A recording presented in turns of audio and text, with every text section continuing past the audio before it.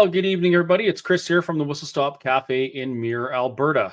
I've got a special guest tonight, Cory Morgan from the Western Standard. He's been on the show before, and it's always a good time. Cory's got a lot to say. He also wrote this book that's right over my left shoulder that looks like my right shoulder on the screen, The Sovereigntist Handbook. If you haven't read it, read it. Buy it, read it. If you haven't the time to read it, buy the audiobook like I did and listen to it while you're driving. If you have questions about Alberta independence or anything around it, that is the book you need to read. I highly recommend it. So tonight, Cory and I are going to talk about some topics that come up around the idea of Alberta independence.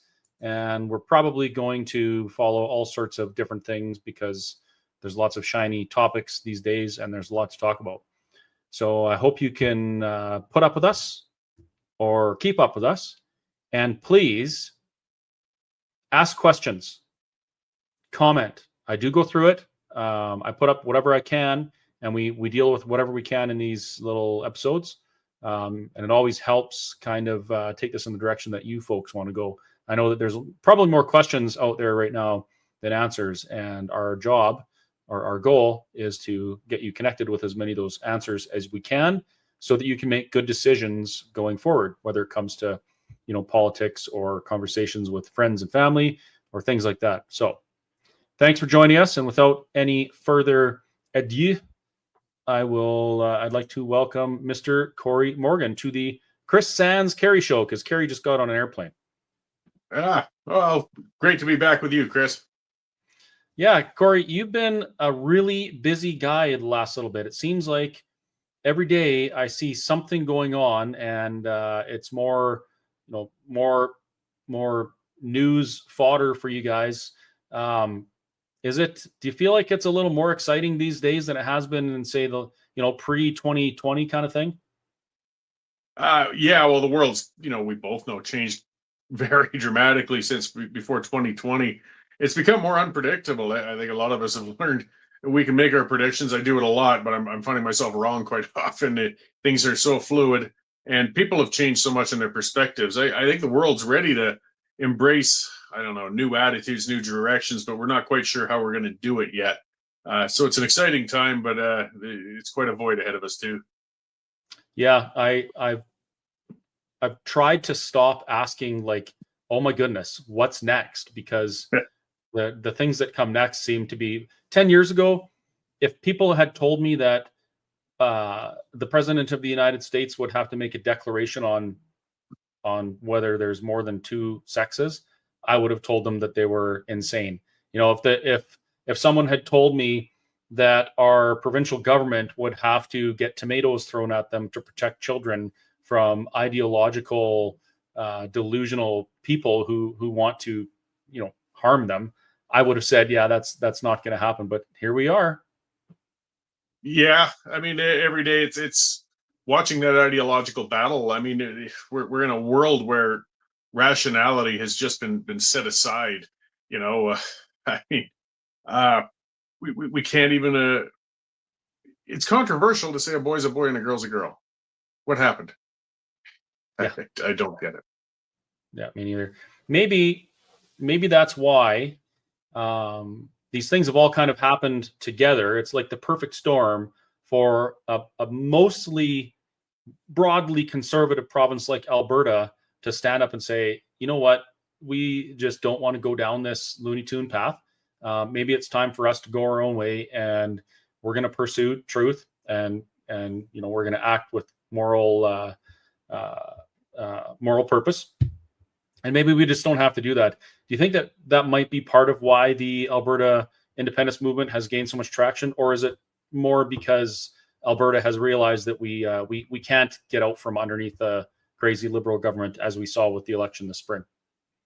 It's a bit of both. I think some of it really does, as you mentioned, go back to 2020. I think so many people learned and realized and lost faith in the establishment, and suddenly a new mistrust was born that hasn't gone away. The COVID issue's gone, but the mistrust that was laid hasn't. And we've seen the establishment exposed, the academia, the entrenched politicians, the bureaucracies And now people aren't blindly accepting when they put out the absurd. So we're watching that battle going on, but look at the lunatics who are trying to fight this, who are saying that somehow it's a charter right for children to be mutilated, for gender reassignment surgery under the age of 18, or the unions as well. I mean, they're getting almost ridiculous with the shrill demands, but I think it's because they're realizing that their hold is slipping. People want change. They might not be sure what they want yet, but they know that they don't trust this group anymore. The independence movement used to kind of rise and lower. It would have its ebbs and flows. And now, no, it's just risen and it's staying there. In fact, it's growing. Brexit, looking over there, is another brilliant example, though. We saw, I mean, this was not so much COVID related, but this again was where the establishment was talking down to everybody. They were saying, just trust us, listen to us. You guys are misguided, you're intolerant, or all of the rest of the other ridiculousness.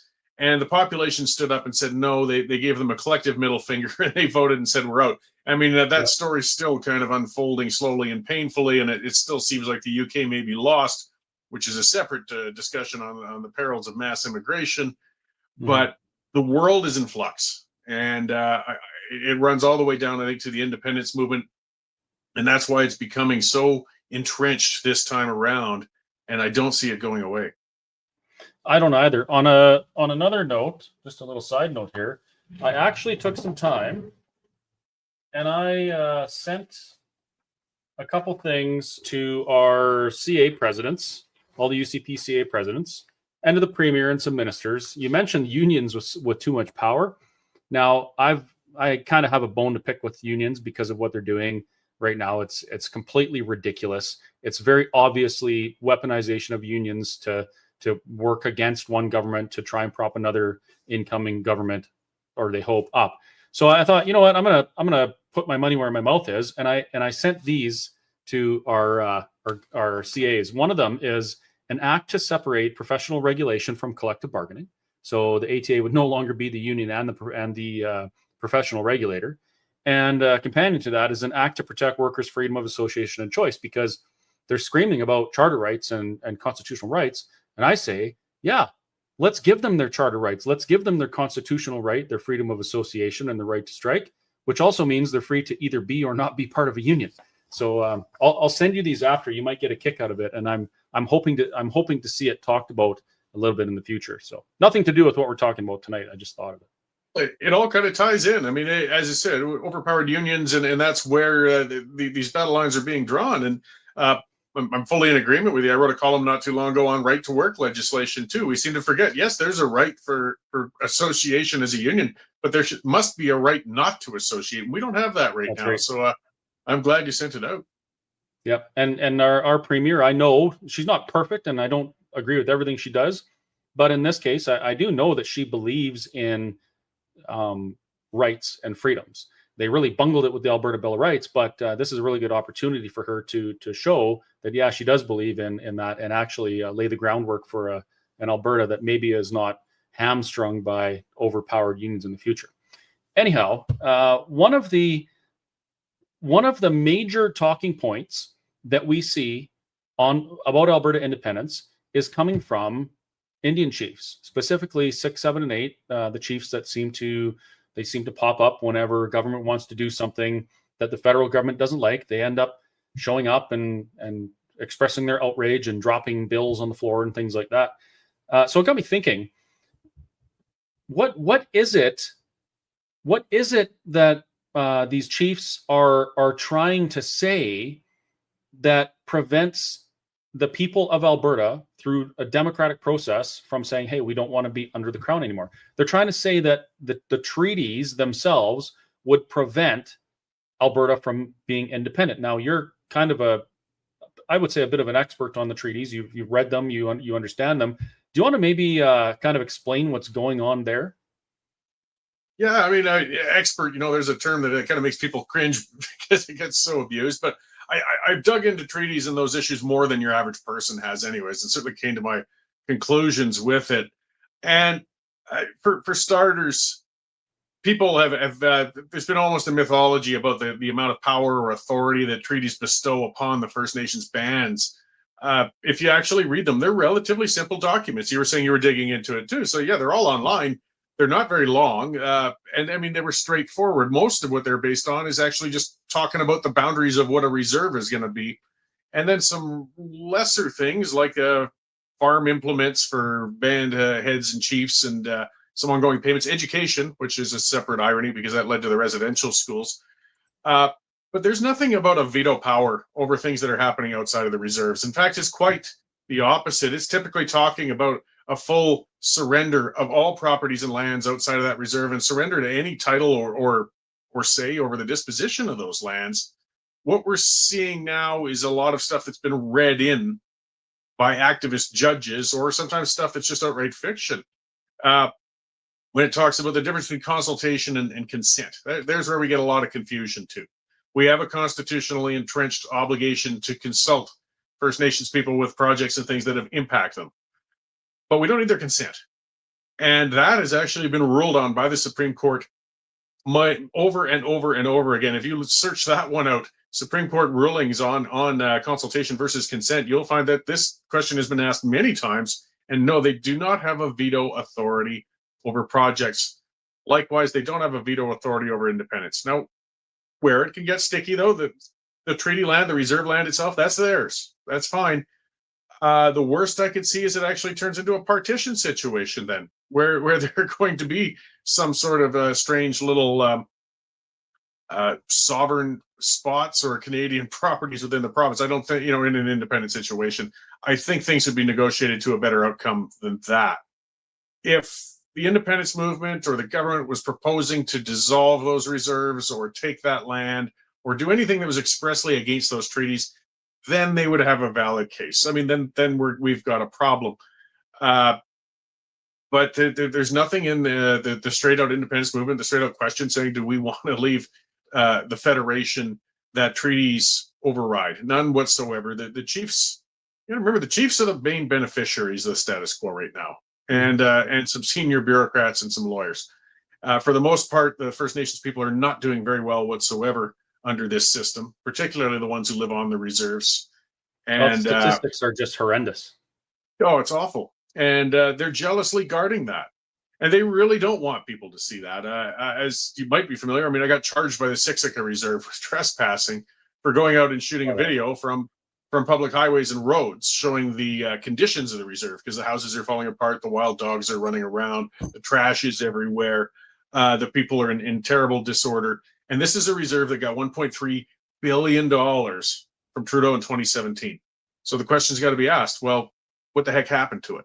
But rather than try to be accountable, they're trying to close it in. The chiefs, the councils, they're trying to keep people out, keep the information out, and again, try to practice that false authority that they have. When we saw them having their press conferences and yes, throwing policies on the ground and things like that, it's performative, but they don't have that kind of authority to stop the independence movement. I think just morally, they're Alberta citizens. We should be consulting as much as possible and including the First Nations people in this movement.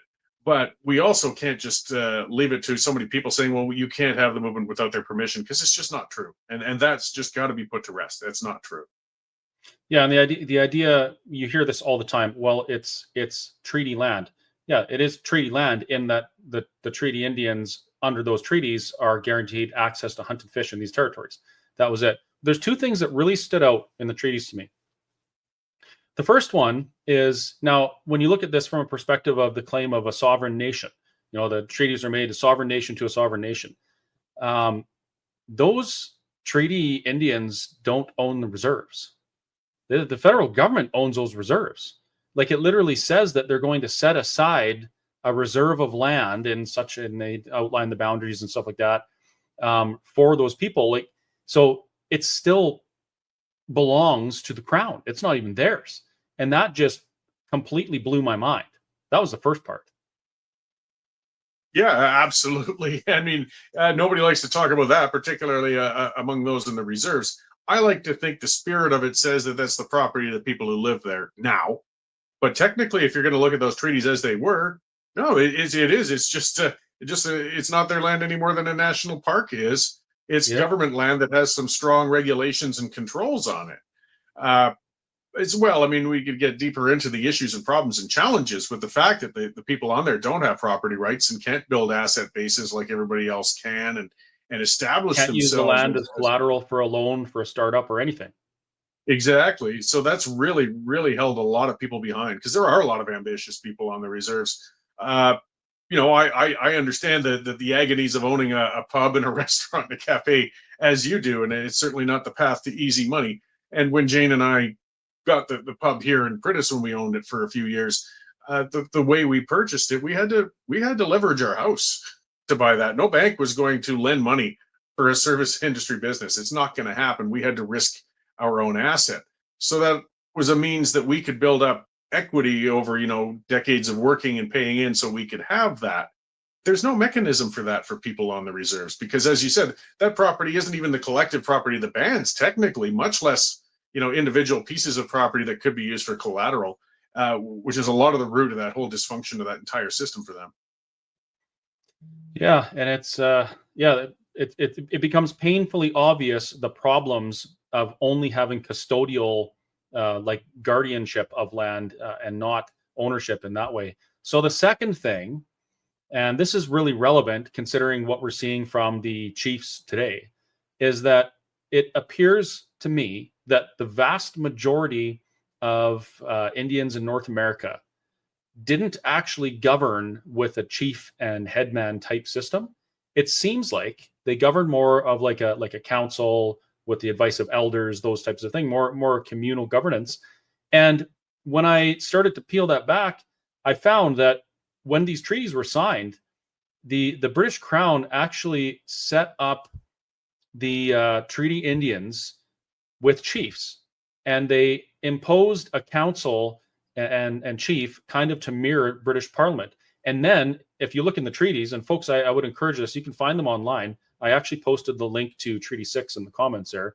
If you go and look in there, it says that the chiefs get $25 per year, the headmen get $15 or $10 per year, and the members get $5 per year. So right off the bat, they set up a reward and position scheme, just like colonial England did when they were putting governors everywhere and all over the world. Pretty much, they set these guys up. They paid them more to keep control of those people, and the same thing was done to treaty Indians all over Canada.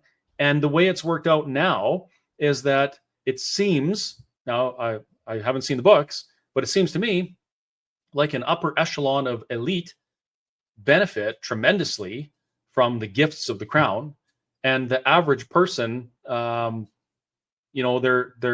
living an average of 12 years less than people who live off reserve.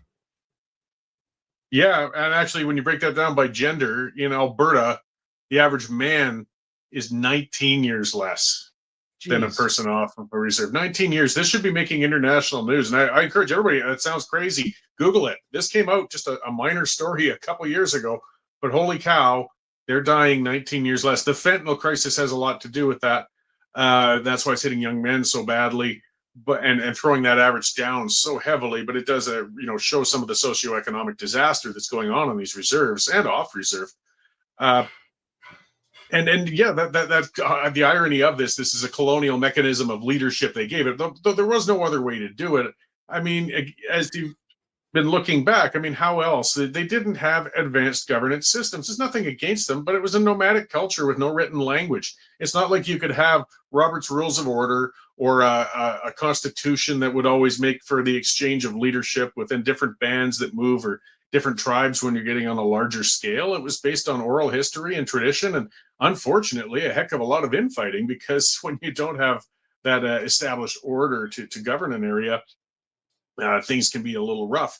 So they brought that system in, and we've gone through that whole evolution. I mean, they were patronized terribly. There wasn't that long ago where natives weren't allowed to leave the reserve without signing out with an Indian agent, which is pretty, quite an infringement on rights for mobility and doing things. And they weren't allowed to vote until later. It was all wrong.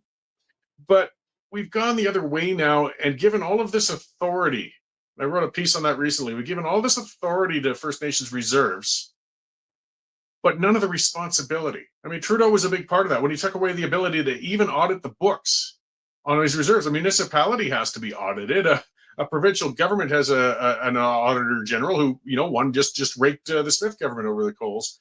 There's no oversight on these reserves. Yet at the same time, nobody's allowed to go in and do anything on them without going through those upper echelons that have been created with that chief and council. It's a recipe for corruption. And I mean, it varies reserve by reserve, but let's face it, corruption is rife and rampant, as well as incompetency and many other issues. We're seeing that in the Cowichan Reserve. Look at that garbage pile. 300,000 cubic meters. Actually, I think it was closer to 400,000 of trash that have been dumped over years. I mean, that's dump trucks going by, thousands of dump trucks past the council building to get to this dump. And now they turn around and say it's the federal government's responsibility to clean up, which might come into the tens or maybe even over $100 million. Again, all of the authority, because nobody else was able to go in there and look at it and stop this, but none of the accountability. Suddenly it's everybody else's fault. This is just a very, very backward system. And the ones losing the most are the First Nation citizens on the ground. Again, they're living in squalor in a dysfunctional semi-banditry type states with some of these places with these chiefs and councils, and no real accountability to help them. It's bad.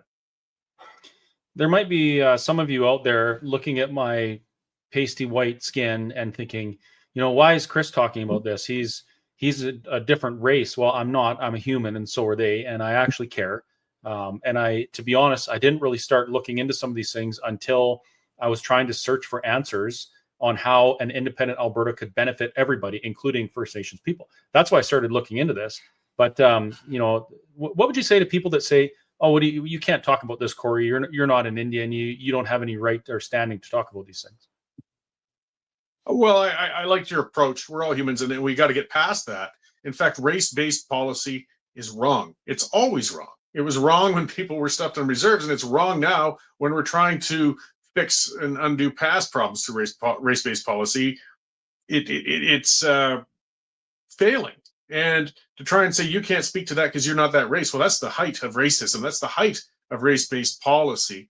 And I can't be indifferent to seeing this sort of conditions and things happening within the same province with my fellow citizens. Likewise, I would speak to issues of cultural problems happening with people of different races that have been coming into Alberta and Canada as well. We have to be able to speak to these things. That's just a way to try and shut down discourse. And it is disingenuous to do so, to say that only Native people can speak to those issues. If, and I don't want to see this happen, but if we really want to play that game, really get to what some people are saying, that these are truly sovereign nations and they shouldn't, nobody else should be able to say a single thing about them or over it. That's fine. Give them full sovereign nation status. It means you tax your own people, you raise your own funds, you put up your own borders, you run your own schools, you dig your own water wells, you build your own roads. Because there's that pretending that they're a sovereign nation, yet at the same time having none of the actual responsibilities of one. And so it's a pretending that, you don't live on the reserve, so you have no authority to speak about it. Well, that's a load of BS. I'm sorry. We are interlinked. We are entrenched. And if you want to put it just to the cold hard cash part, as a taxpayer, we've got to fund these things. So I want to see value for dollar for the people on the ground on the other end of that then. And as another fellow human being as well, to live in a province where we have so much resources, so much potential, and we have, a category of people dying 19 years younger than everybody else, we better bloody speak up. And nobody talks about it. I didn't know that until this year. No, and like I said, this should be making international news. But the problem is when they scrape down into it, it's not due to the activists, the woke. Well, they're horrified by that when they look at it, but then they realize that these problems are much deeper than just throwing money at it. They'll just put it aside. Then they don't want to think about it. They don't want to talk about it.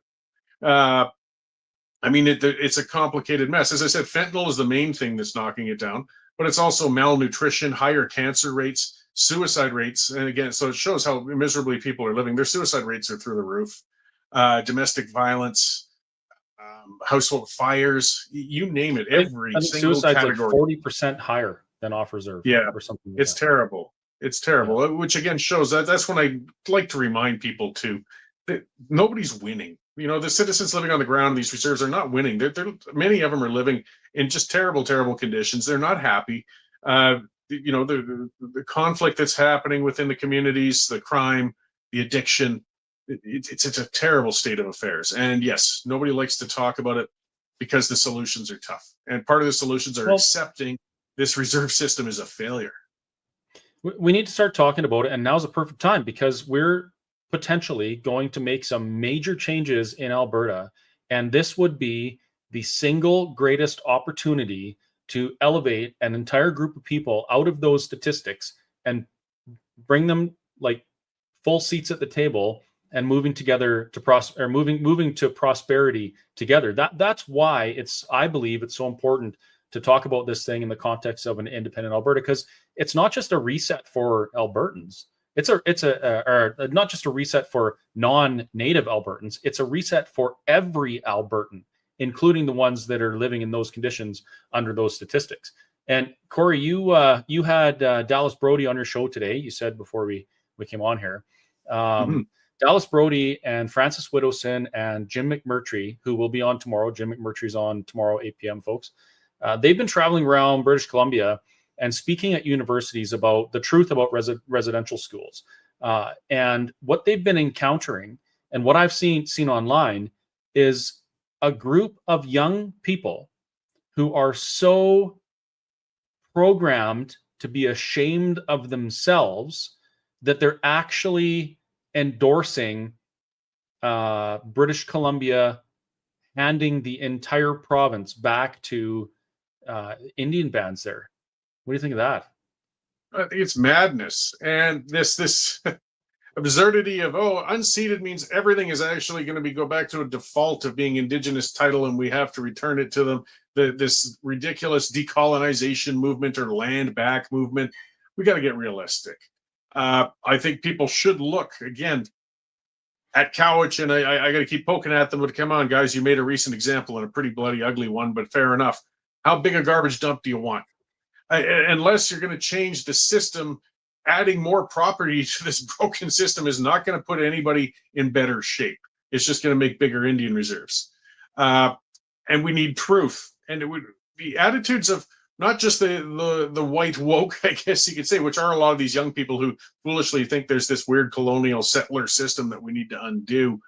But looking at the attitudes of the young First Nations people when they come out to scream at Francis Widdowson, when she went to Winnipeg, or when she was in Thompson's Rivers with Jim. This is petulance. This is a culture that's been infantilized. People they'll get on my case for saying it, but this is the truth. Look at it, they're acting like children. But that's because they've been treated like children. They haven't been equal partners. They've been dependencies, again, that were given all the time, no responsibility, but all of this authority. And one of the things children hate are truths that don't gel with what they'd like to think. And part of what Jim and Dallas and Francis have all been going out and exposing, just one hard truth, but it's a big one. And that's, right off the bat is the hoax of the Kamloops children buried at the Indigenous residential school. And yes, that was a hoax, folks. Absolutely. And I'll use that term and I'll keep using it. You don't like it, dig a hole. Prove me wrong. And when we're seeing, it used to be perhaps I could say it was a mistake or something, but now when we see $12 million having gone to a group of people to get to the truth of this, and they, again, no accountability, the money vanished, no outcome. Now we're into hoax territory. In fact, possibly fraud. We need to get to the truth of that. There was an 8-year RCMP investigation, and they wanted to find things because they want more things to shame and guilt people with. There was an 8-year investigation, and there was one murder uncovered, at least beyond a reasonable doubt. And it was a white woman who murdered her or tried to murder her baby at one of the schools. They didn't find anything, not one thing. And now I'm kind of getting off topic, but I want people to understand what's happened during the period of the Open for Summer, Open for Good. You all must remember that the newspapers flipped a switch. It was done. There was zero COVID reporting. and it was all 215 bodies found at a residential school in Kamloops. A month later, there was a retraction that said, well, it was actually 215 anomalies. We don't really know what it is. It could be stumps or rocks or whatever. We just said that. But that completely took the entire country. It was like a complete shitstorm.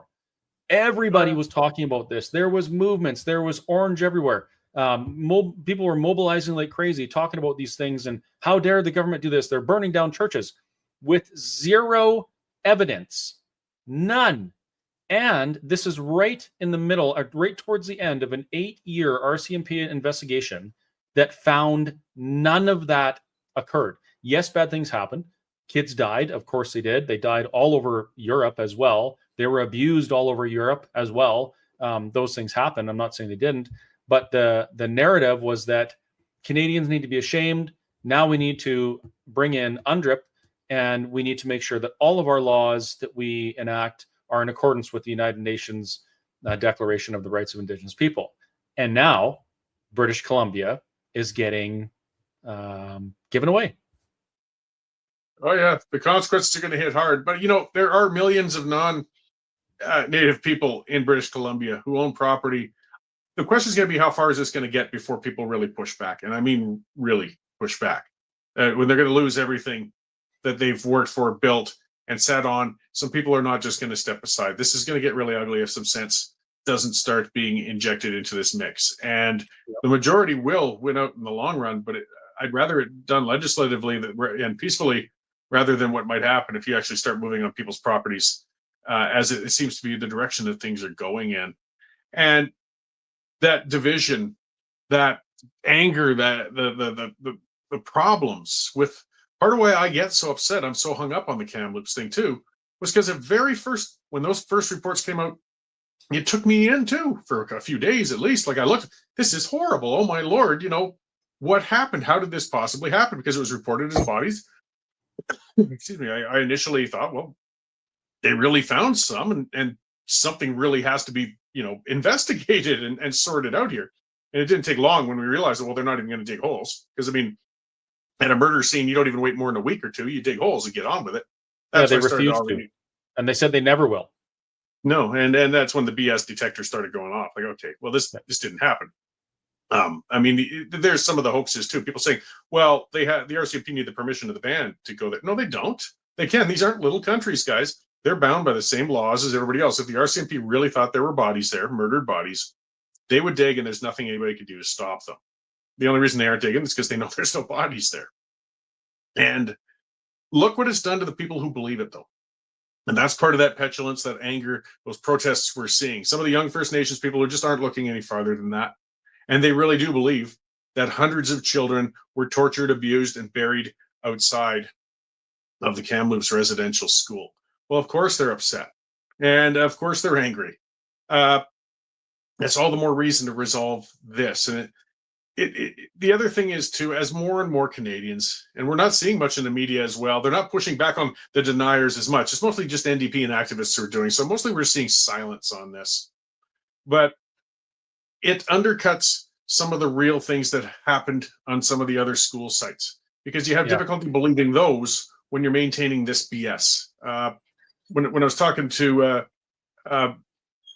Brody today, I brought up from Israel. I had the opportunity actually to meet the reporter who first reported it on October 7th. She was there a couple days later, and there were IDF soldiers that came in, and one of them had told her that 40 babies had been decapitated in it's Kafarazah. It was a kibbutz that I went on to as well. It was pretty horrible what happened there. But this Cory was in Israel, and that's what we're talking about here now, folks. Yes, yeah, and it turned out though within a couple of days that no, there was no 40 babies decapitated.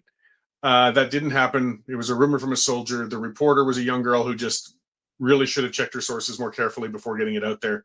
But right off the bat now, when there was misinformation and exaggeration in this, it made people question a lot of the horrors, and there were all kinds of horrors committed on October 7th. But now people are wondering which ones are the truth and which aren't anymore, because that first one went out that wasn't true. And it undercuts the gravity of what happened with the real atrocities, because there really were children murdered. There really was a whole music festival slaughtered. There really was, a lot of bad things. But now that 40 babies myth was out there to start with, people started questioning a lot of it. Likewise, we got a myth of 215 murdered children in Kamloops. There could be real claims of real things that happened with some nasty dudes in residential schools in past years, but everybody's going to look at it with a jaundiced eye because, well, that was all a bunch of BS in Kamloops. How am I supposed to believe this next one? We've got to get to the truth of this. And in some cases, it might increase the truth of real claims somewhere else. But right now, it's making people doubt everything.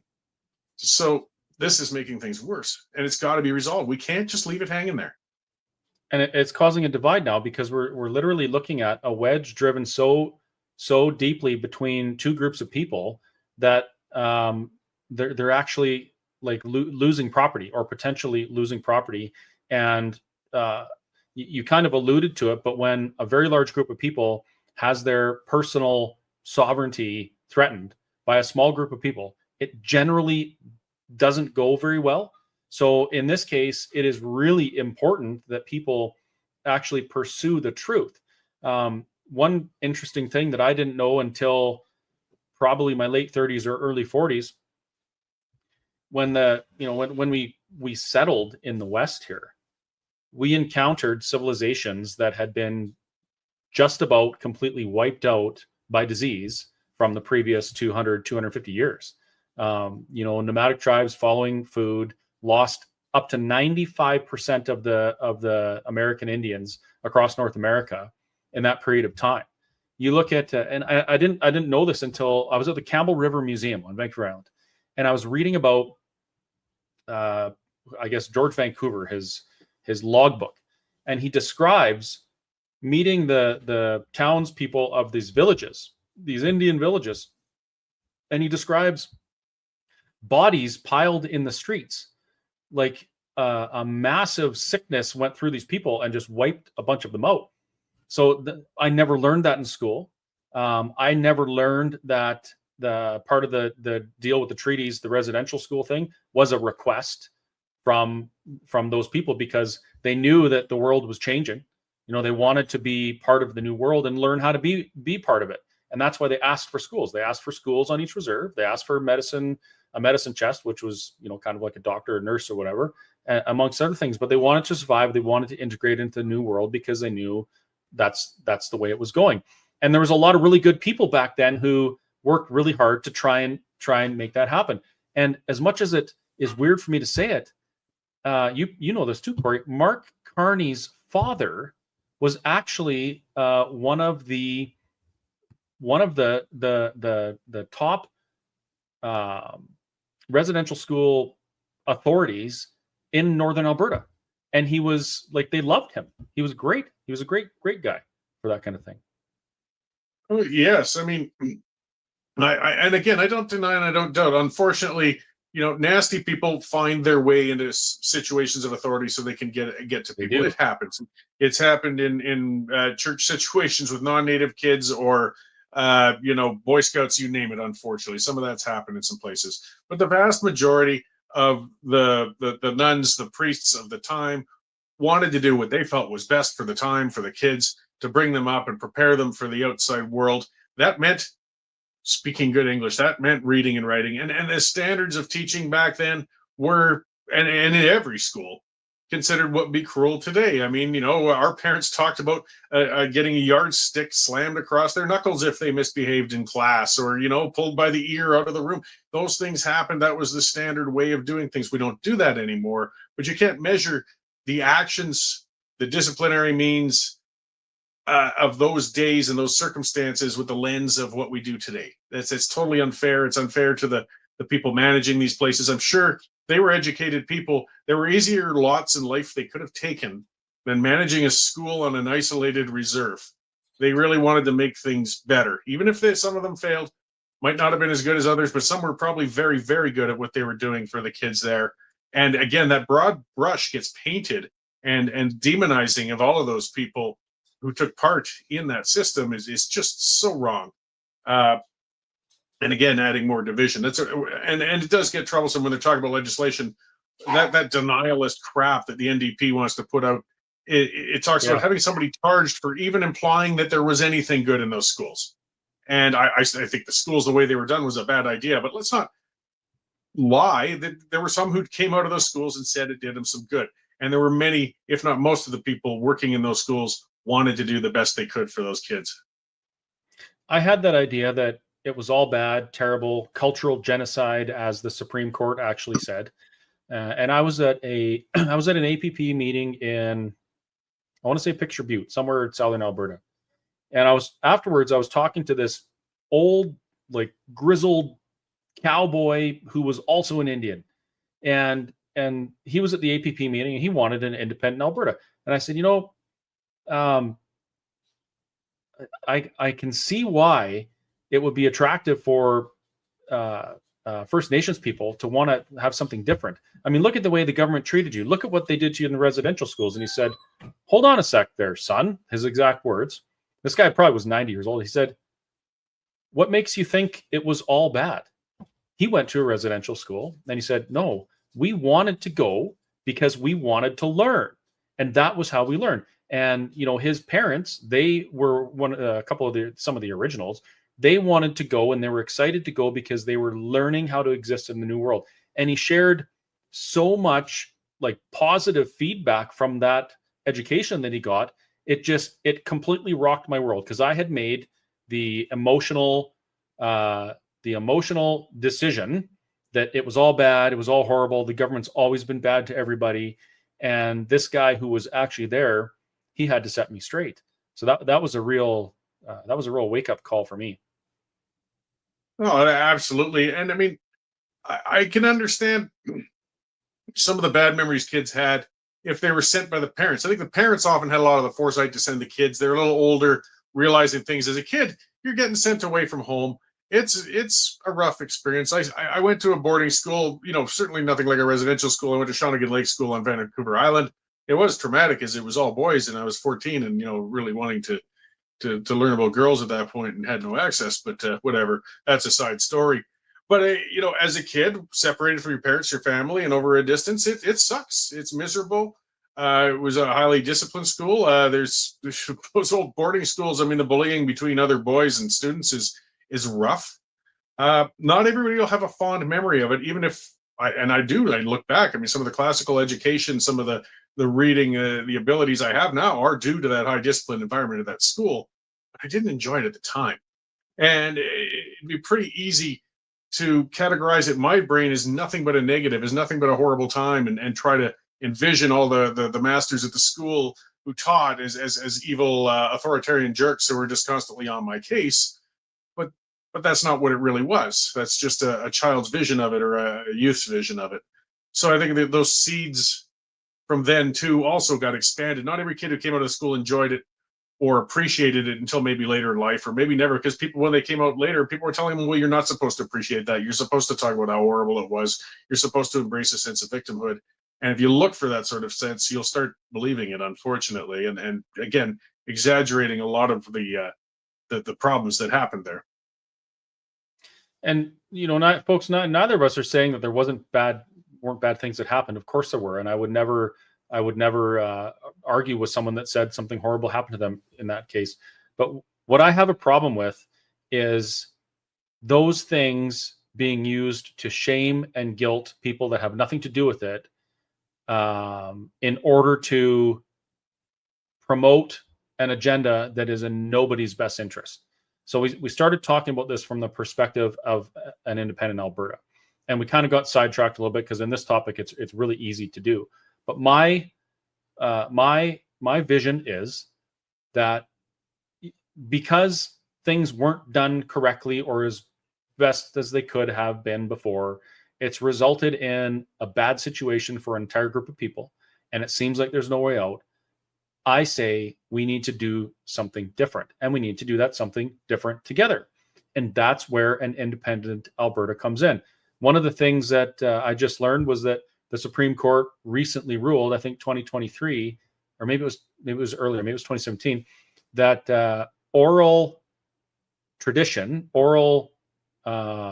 record keeping from First Nations is recognized as with equal weight as written contracts. So now what's happened is some of the elders in the First Nations groups are saying, well, no, my grandpa said that this is what they agreed to, and we're going on that. Now, there's no written record of that. That tells me that something wasn't done right at that time by maybe one or both parties. So we need to do something different now. And I say an independent Alberta that elevates everybody to the same level is not only a fantastic idea, but it's morally required now. Well, absolutely, and yeah, the oral history thing is a separate problem altogether. But you do have to make an accommodation for a culture that never had a written one. I mean, you got to try, but you still can't give it the same weight as a written record, though. We can't. It's just ridiculous. Again, what I envision in an independent Alberta and bringing people to the same level. I read a bit about that in the book. I mean, I really like the Swiss system, so I point to that one because it's decentralized and very much so. So that Switzerland, I mean, a very small country, landlocked, 26 cantons. So they're like little provinces within the Swiss government. Federally, very, very minor. It doesn't do very much at all. It actually takes care of the postal system and currency and foreign affairs and the military, things that a federal authority needs to do. Otherwise, everything's dropped down to those local levels. They got 4 official languages there. They've got very different governments in all 26 of those cantons. Some have a high population density, some are low. As I said, there's 4 different languages. If you listen to an authoritarian who believes in centralized government, they would have thought that country should have exploded into 26 pieces 200 years ago. Instead, it's one of the most stable nations on earth. And that's because they recognize the autonomy of those groups within a bound nation altogether, and they've decentralized the leadership. The First Nations, the reserves, can be cantons of their own. They can have that same authority and responsibility. That gets that harder part, but as every other one of those groups. Like, we don't want to bring in another centrally controlled system. If we became independent, that'd be insane. We'd just be making a smaller unit of what we left, where all the power stays in Edmonton, and they're cracking down on Grand Prairie or Lethbridge or Red Deer or Calgary because they have that central authority. You have to have a government that recognizes the cultural differences, possibly linguistic differences, or even political differences to those different regions and zones, and lets them practice it without central interference. And that can very much apply to the Indian reserves, and again, respecting and giving them the authority that they deserve. But again, there'd have to be a system of responsibility too. So here's the $1 million question. Actually, it's like a $1.7 billion question. How do we bring First Nations in Alberta on board to become a sovereign Alberta with us? I don't know. It's 3 words I hate saying, but I got to say them once in a while. I don't know. I mean, you and I have both been to countless meetings, town halls, things like that. We see the odd Indigenous people show up at those and participate, but they're pretty rare and rarely from a reserve. They're usually off reserve First Nations folks. We need outreach. We need to convince, we need to somehow bypass the gatekeepers, the chiefs, and talk to the citizens. But as they're closing those gates right now, they're making it harder. As I said, I'm dealing with trespassing charges just for shooting video off of a public highway. They're putting up more and more signs saying no trespassing under any circumstances. How do you even reach the people to chat with them one-on-one on the reserves? And as they're becoming more and more socially dysfunctional on the reserves, they're not really thinking about politics as much. They've got much more pressing immediate issues around their place to deal with because they're in a real troubled situation. So they need to be brought on board somehow. I got a feeling it would be more in a post-independent situation than a pre, though I think we should reach out as much as humanly possible to get the participation, input, and cooperation. But I don't know how much we'll succeed in that and how much we can dedicate to that when we really have to win over the majority of the rest of the province. I think I agree with the post-independence thing. I think that as governor of the province of East Central Alberta in an independent Alberta, I think one of the things that I would consider is maybe we encourage chiefs and council to give their decision-making authority back to the people. Maybe we say, hey, you guys, we're going to give you your pension. You retire gracefully. We're going to work with your people, and we're going to get to a point where everyone's out of this rut. And I imagine there will be some that say, no way, you're trying to threaten our sovereignty. No, really what we're trying to do is elevate your people.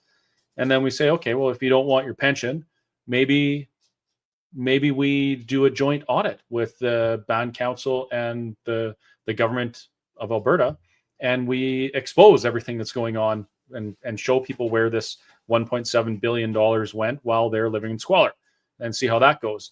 Maybe you're right. Maybe it is a post independence thing, but it doesn't prevent independence.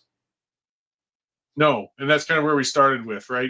There's not that veto. There's not that relationship. I mean, as you pointed out, when we talk about this all being treaty territory, and then the only amount of claim that's in there to Crown land area is hunting and fishing rights. Otherwise, the language is very clear in the treaties. Yes, we're on treaty land. It annoys people when I have that in my X profile, but I say I'm on permanently ceded territory. The treaties make it clear that everything else isn't their land anymore. Very much so. There's no ambiguity about that. They made a point of making it clear: forever cede, permanently surrender this land. So we'll work with the land that's already surrendered. There's a big issue of all the people living on that land that hasn't been. That's their treaty. That's the treaty land. And as I said, I don't know the best way to deal with it, but it will have to be dealt with. And we really just want them to be living prosperously and happily like the rest of everybody else potentially can. And bringing them in to participate is going to be essential. But I don't know if we'll be able to do it prior to independence. It might have to be a post sort of thing. And with some audits, with the bad actors being flushed out, maybe there'll be a lot more appetite on the part of the people on the ground to start taking part in something new. Oh, I really think there would be, because the truth tends to motivate people, and it really, in this case, I believe it would set them free.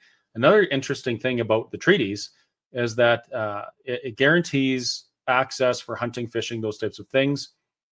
But there's a stipulation in there that says, except where it would interfere with a settlement. So I think there was some foresight there that, we're going to grow, we're going to have big cities, and we don't want to just have, people doing whatever they want there. So as we grow, you kind of lose that access.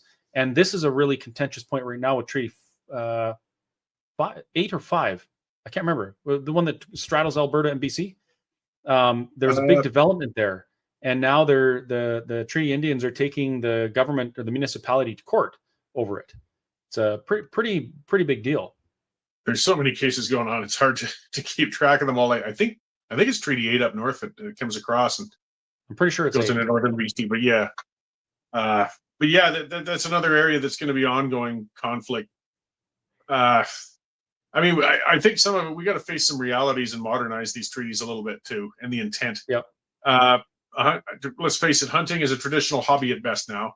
It's very rarely a case of a sustenance requirement, and some people are dependent on it. I worked up in Inuvik, and up there, the caribou is very important to the people up there to fill their freezer every year, and so that they can maintain their budget. But in reality, the vast majority of the people on the reserves aren't hunting anymore, or if they are, it's just recreationally like anybody else. And to look at those rights as something that would override the development or ownership of other pieces of property is really not being realistic in a modern world. And was the intention of the treaties really to have, 60-foot seiners gill netting across the entire mouth of the river and then selling salmon on the dock to anybody who passes by? That's not the intention. In Campbell River, people are pretty hot, but nobody wants to say anything because racism, right? One of the Indian bands there, they just got a multi-million-dollar grant to put pilings at the mouth of the Campbell River so they can stretch massive nets across when the salmon are running and net like that.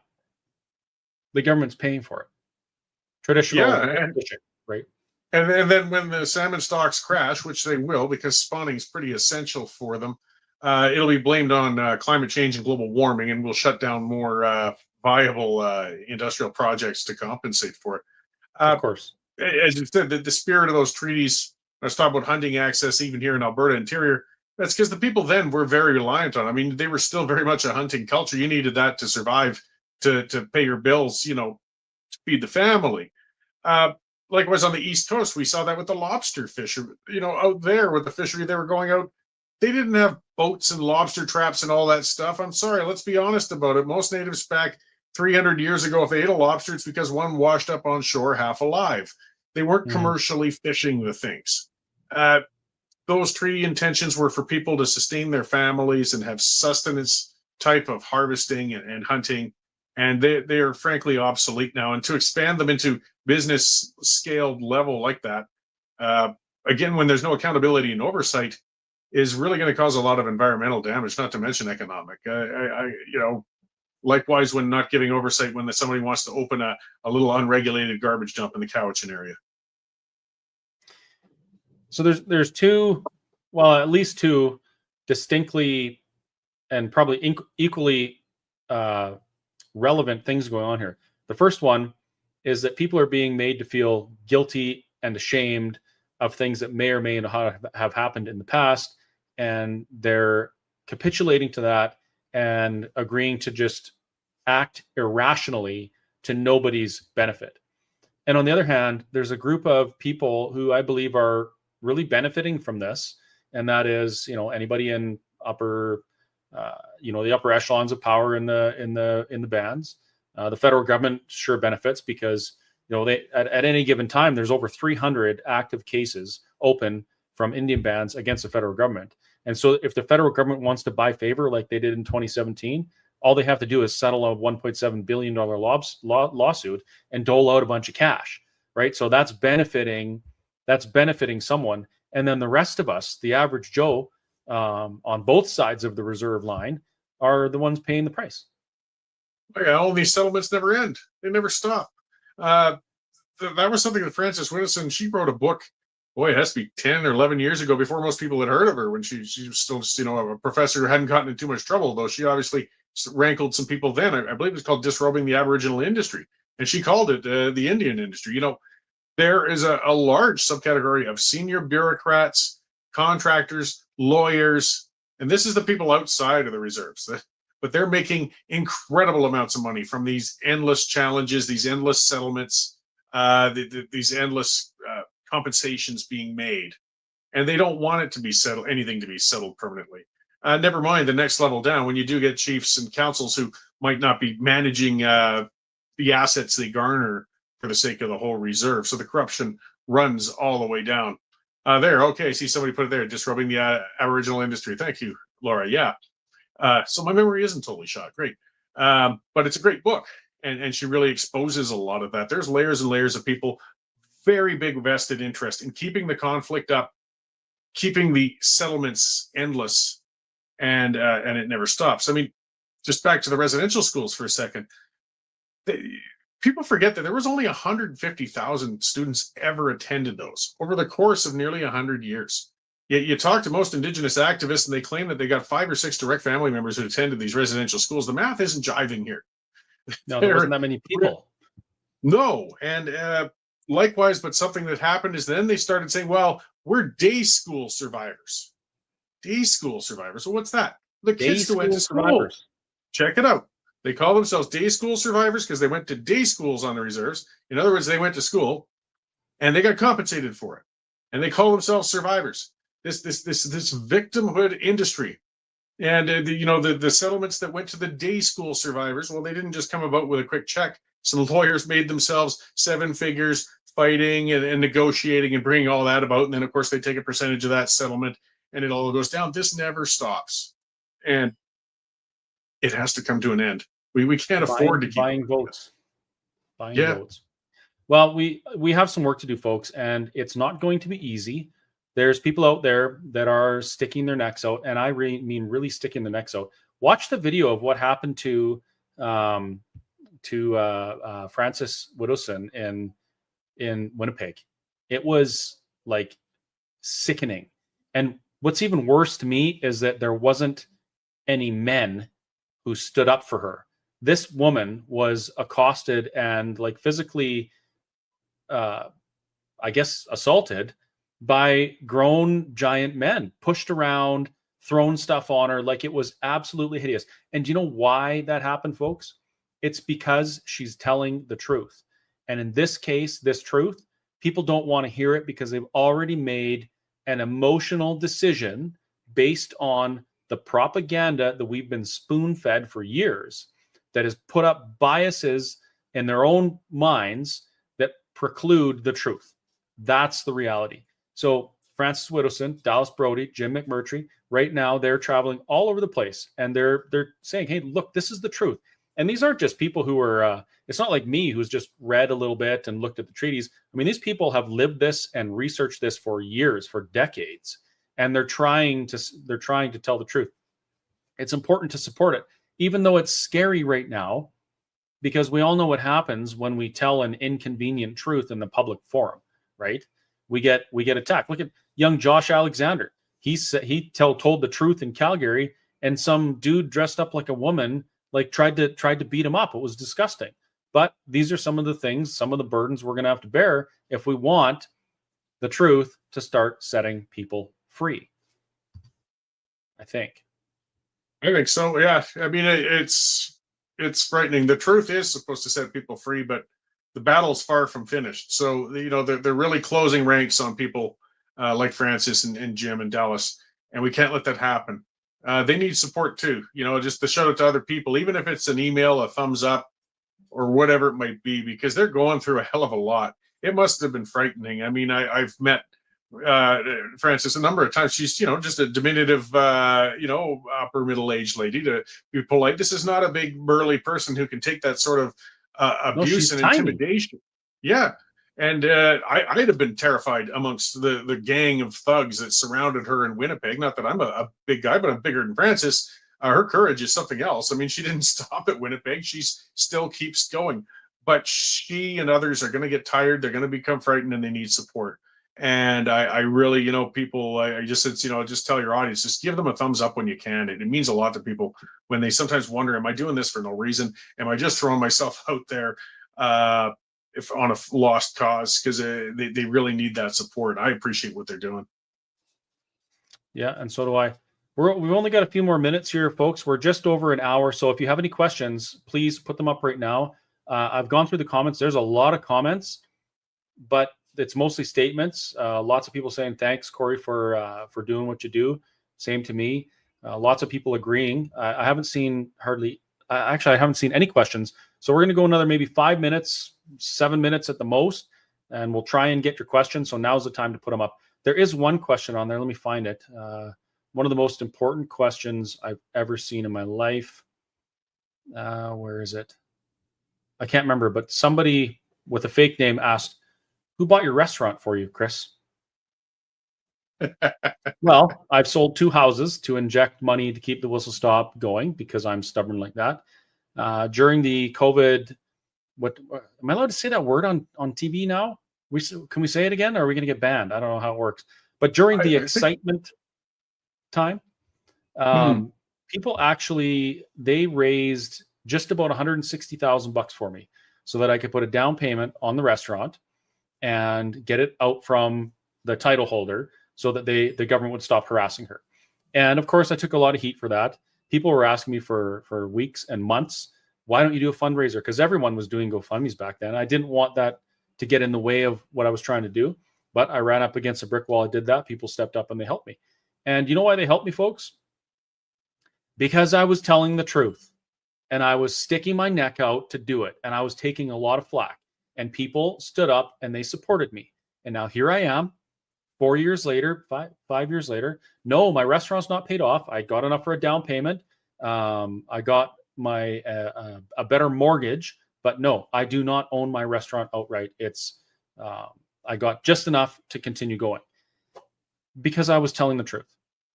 And I bring that up. Normally I wouldn't answer a question like that because I know it's just just some keyboard bonehead who thinks they know everything.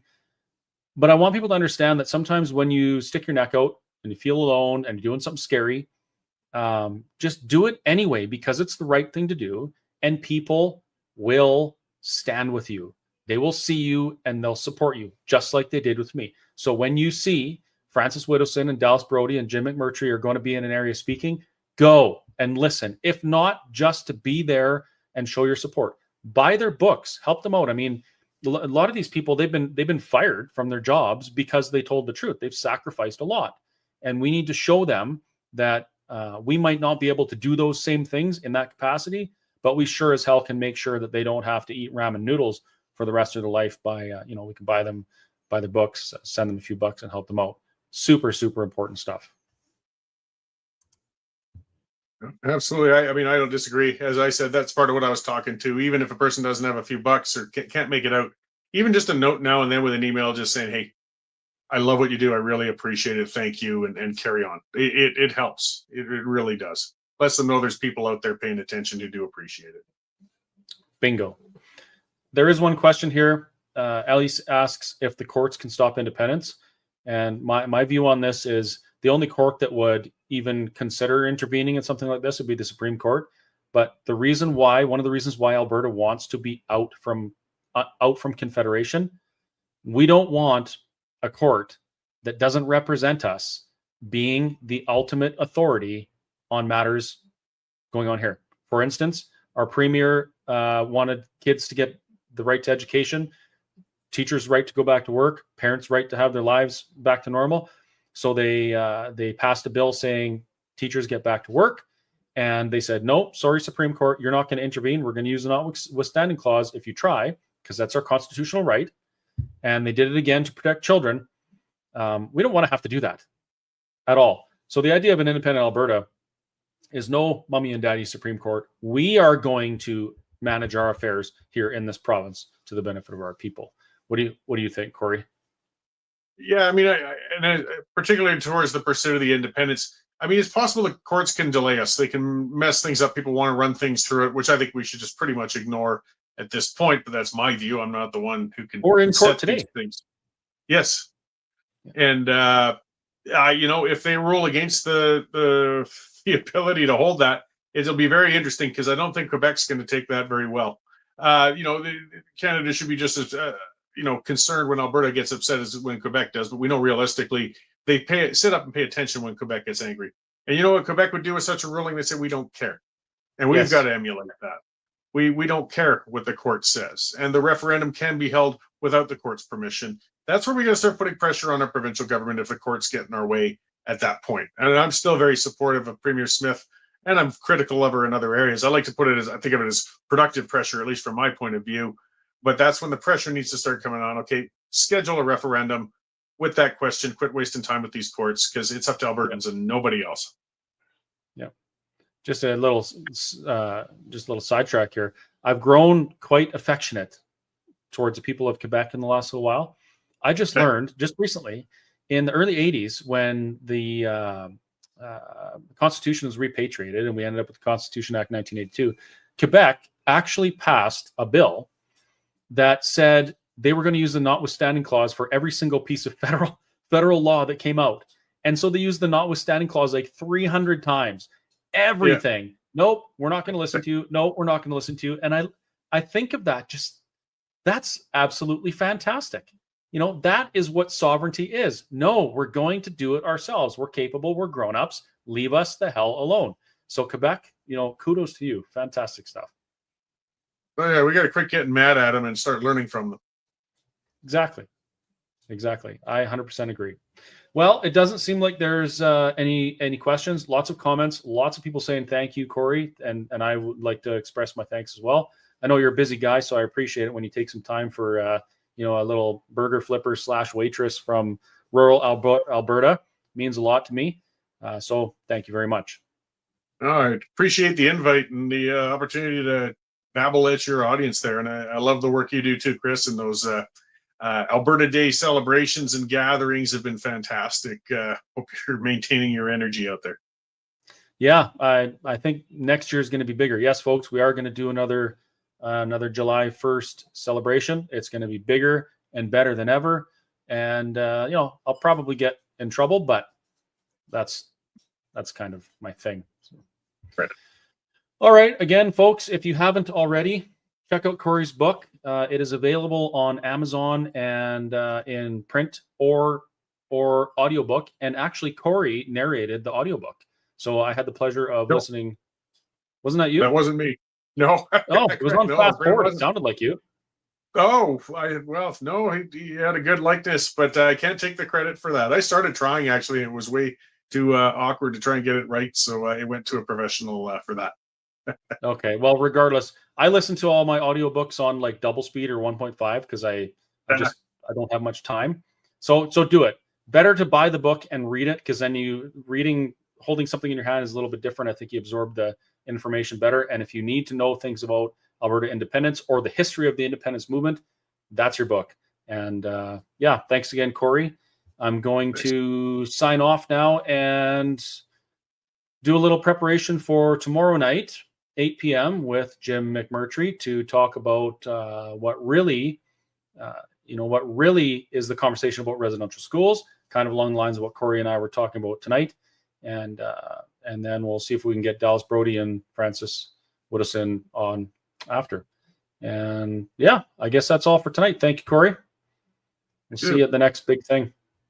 You bet. Good night. Well, there we go. 1 hour and 10 minutes. I think that's a record. Lots to think about, lots to go over. I would encourage you to come back tomorrow and listen to what Jim McMurtry has to say. That guy, when you hear his story, you're not going to believe the things that man has gone through simply for saying truth, for speaking truth. Like, unreal. You're not going to want to miss it. So tomorrow, 8 p.m. Also, I've been very hard at work on my web store. So has my sister. Thank you, sister.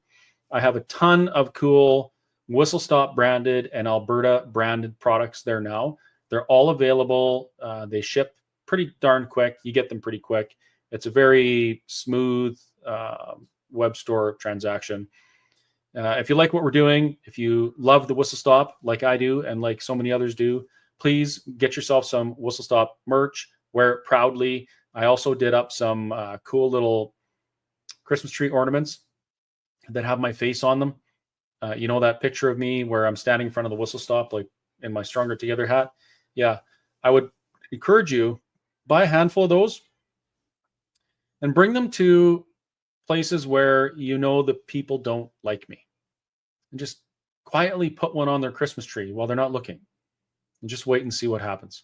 I think it'd be hilarious. Maybe there's a Christmas tree at the mall and you can put my face on there. I love the idea of people who don't like me having to look at my face. Makes me feel great. So I'd appreciate it if you'd help me out with that. And it is www.whistlestoptruckstop.ca. It's quite a mouthful, but so is our food. And once you try it, you'll want some more. So see ya at the Whistle Stop Cafe or tomorrow, 8 p.m. with Jim McMurtry. Night, folks.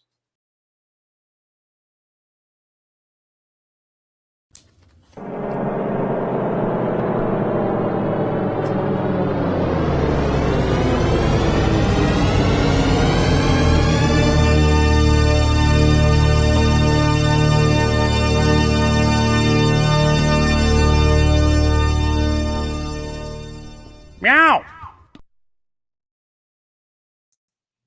Stop being scared to speak the truth. People didn't give their lives so we could cower in fear when lies are attacking us from either side. Grow some balls.